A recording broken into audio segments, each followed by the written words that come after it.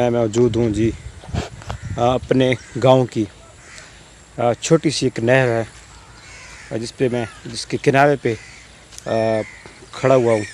हमारे यहाँ इस किनारे को, नहर के किनारे को या दरिया के किसी भी किनारे को कंढल कहा जाता है। यानी कहते हैं कि जी फ़लाँ कंढल पे खड़ा है या फ़लाँ किसी कंढल पे मौजूद है, क्योंकि हमारी ज़ुबान जो है, ये जो हमारी जो मादरी ज़ुबान है जो यहाँ बोली जाती है वो सराइकी है और हिंद को है। यानी ये मिलजुल के, और कुछ लोग जो है वो इसमें अपनी तरफ से पंजाबी और कुछ उर्दू वगैरह मिला जुला के कुछ बोलते हैं। तो यहाँ जब लोग ख़ास तौर पे जो पठान लोग आते हैं, यानी ताल्लुक़ उनका भी पाकिस्तान से ही होता है, लेकिन वो यहाँ जब आते हैं तो वो उस तरह से सराइकी नहीं बोल सकते। वो यानी कुछ मिला जुला के कुछ 2-3 ज़ुबानें मिला के वो बातचीत करते हैं। तो उनकी जैसी ज़ुबान भी हमें आती है थोड़ी बहुत, और यहाँ पे कुछ लोगों को पश्तो भी आती है। तो जो पश्तून जगाते हैं तो फिर लोग सीखते हैं उनसे। तो मैं बात कर रहा था अपनी नहर की, एक छोटी सी नहर है। मैं आपको नहर दिखाता हूँ, फिर उसके बाद हम इस पर मज़ीद बात भी करेंगे। ये एक छोटी सी है देखने में, आपको शायद बहुत ही छोटी लगे, आपको ऐसा लगेगा कि शायद मैं आपको एक नाला दिखा रहा हूँ। नहर नहीं, एक नाला, लेकिन हमारे यहाँ इसको नहर इसलिए बोलते हैं क्योंकि ये हज़ारों एकड़ फसलों को सैराब करती है। जहाँ से ये निकलती है और जहाँ तक पहुँचती है, इसका कोई इतना लंबा यानी रूट नहीं है।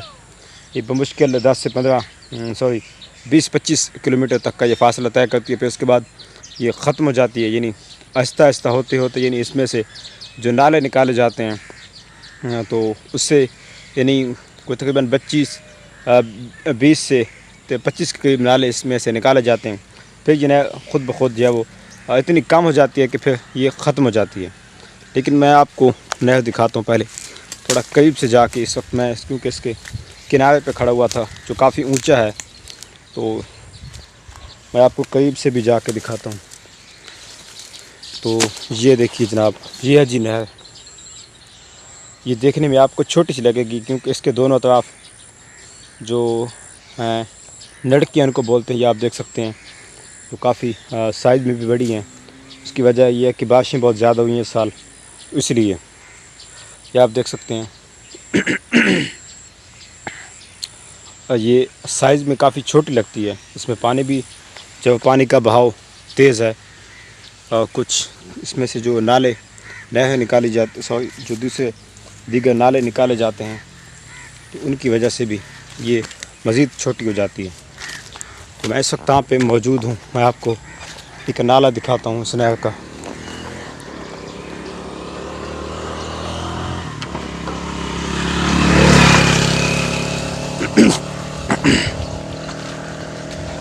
ये आप मेरे पास देख सकते हैं कसी है। तो मैं यहाँ कुछ काम के लिए आया हूँ, काम करने के लिए।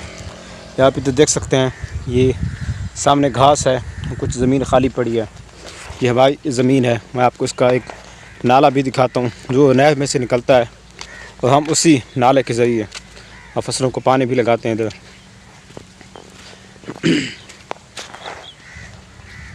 ये रास्ता है जी, और ये इसका कंडल जैसे मैंने बताया वो कहते हैं।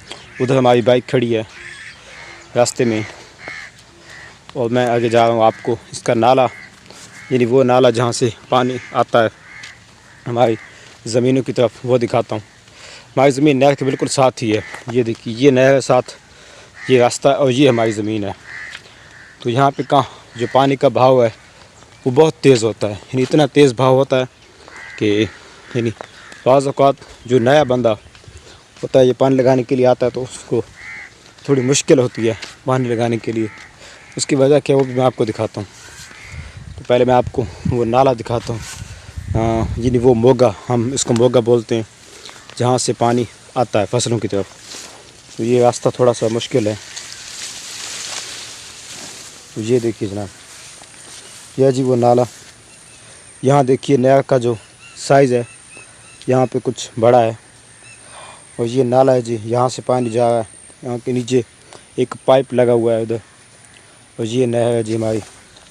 ये देखिए इधर आपको शायद नज़र नहीं आएगा, यहाँ से पानी निकलता है। आपको थोड़ा आगे जाके दिखाता हूँ। ये देखिए जनाब, यहाँ से पानी आ रहा है निकल के इधर से, और फिर जा रहा है जी आगे फसलों की तरफ जा रहा है। अब किसी और ने लगाना है पानी, हमने इधर पानी अभी नहीं लगाना, हम 2 दिन बाद लगाएंगे फसलों को, क्योंकि यहाँ पे टाइम होता है हर किसी का अपना अपना। हफ्ते में किसी का एक दिन होता है, किसी के कुछ घंटे होते हैं, किसी के कुछ मिनट होते हैं। तो हमारे जो यहाँ हैं वो मिनट हैं, यानी हमें मिनट दिए गए हैं कि आप इन मिनट्स में पानी लगाना है। तो ये आप देख सकते हैं इधर, यह जी हमारा मोगा ये नाला है जी, इस नाले से पानी आ रहा है। अब इस नाले की पानी का बहाव आप देखिए, और नाले की जो चौड़ाई है वो देख के आपको अंदाज़ा हो रहा होगा कि नहर में कितना पानी मौजूद होता है, कितना पानी नहर देती है। ये है जी हमारी उस तरफ ज़मीनें हैं उस साइड पे, और ये हमारा मोगा है, नक्का भी इसको बोलते हैं। यहाँ से हम पानी लेके जाते हैं आगे फसलों की तरफ। तो हमने उधर काम करना है, लेकिन पहले हम अपना व्लॉग कंप्लीट करेंगे। इधर हमने करना है जी काम, लेकिन उससे पहले हम अपना जो व्लॉग है उसको कंप्लीट करेंगे। उसके बाद जो है हम आगे का काम करेंगे। इधर आप देख सकते हैं, इधर फसलों की तरफ पानी जा रहा है, और ये पानी अब हमने नहीं लगाना, आज हमने नहीं लगाना पानी। अगर आज हम पानी लगाएंगे तो उसके लिए हमें एक लड़ाई मोल लेनी होगी, एक झगड़ा मोल लेना होगा। तो उसकी वजह यह है कि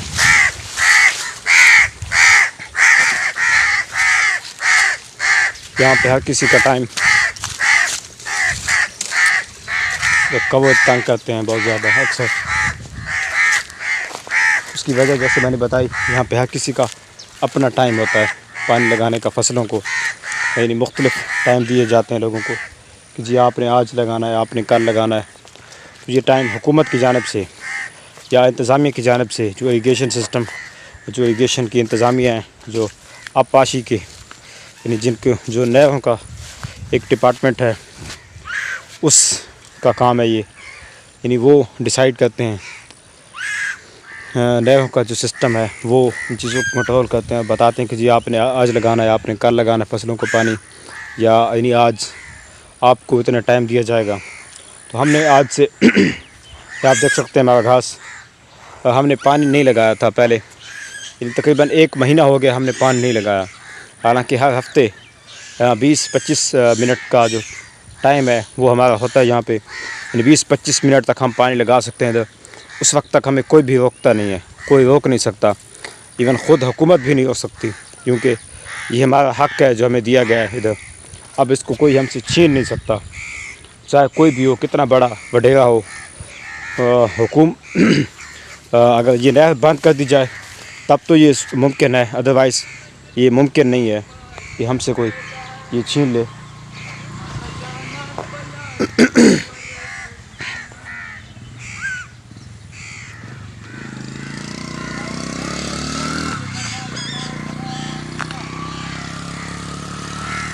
तो जैसे मैं बता रहा था के बारे में कि वैसे इतना मुमकिन नहीं है कि कोई भी ऐसे छीन के चला जाए, कोई भी किसी और का पानी लगा दे, उसको पानी ना दे।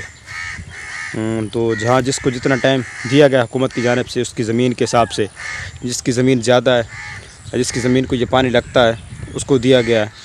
तो हमारी ज़मीन को ये पानी लगता है, एक हमारी ज़मीन है इधर, और इधर उस आगे जो घास खड़ा हुआ है वो आप देख सकते हैं, वो हमारे एक अंकल हैं, उनकी वो यानी ज़मीन है।